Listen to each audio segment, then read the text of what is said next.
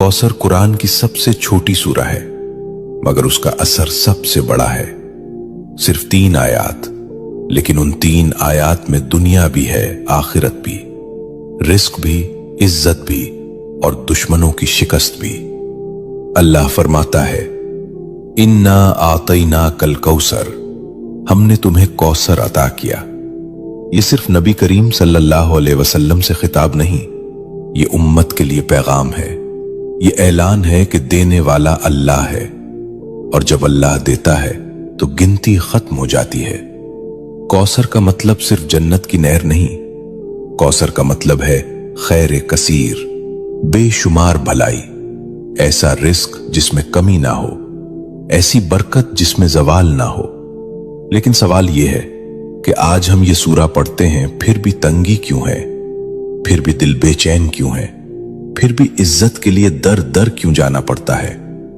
यहां एक नुक्ता है, और यही नुक्ता अक्सर लोग खो देते हैं। सूरह कौसर सिर्फ जबान से पढ़ने की सूरा नहीं, ये मिजाज बदलने की सूरा है, ये शिकवा छोड़ने की सूरा है, ये शुक्र सिखाने की सूरा है। जो अल्लाह पर छोड़ देता है, अल्लाह उसे कौसर अता करता है।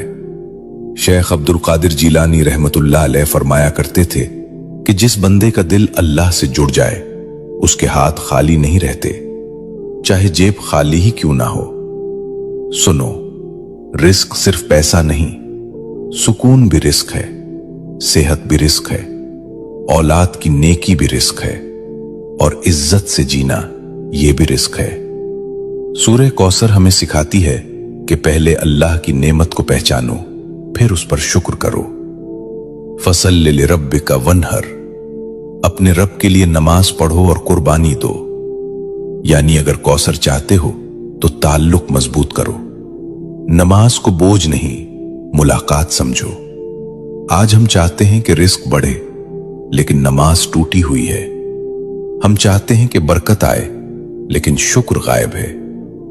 यह सूरा हमें झुंझोड़ती है कि दुश्मनों से मत डरो, नजर वालों से मत घबराओ, हसद करने वालों को अल्लाह खुद काफी है। इन नशानिया का हुवल अब्तर, तुम्हारा दुश्मन खुद कट जाएगा। ये वादा है, यह तसल्ली है, यह ऐलान है। अगर तुम अल्लाह के हो गए तो कोई तुम्हें मिटा नहीं सकता। यह सूरा दिल को हिम्मत देती है कि खामोशी में भी अल्लाह काम कर रहा है, कि सब्र में भी अता छुपी हुई है। लेकिन यहां एक और गहरा राज है जो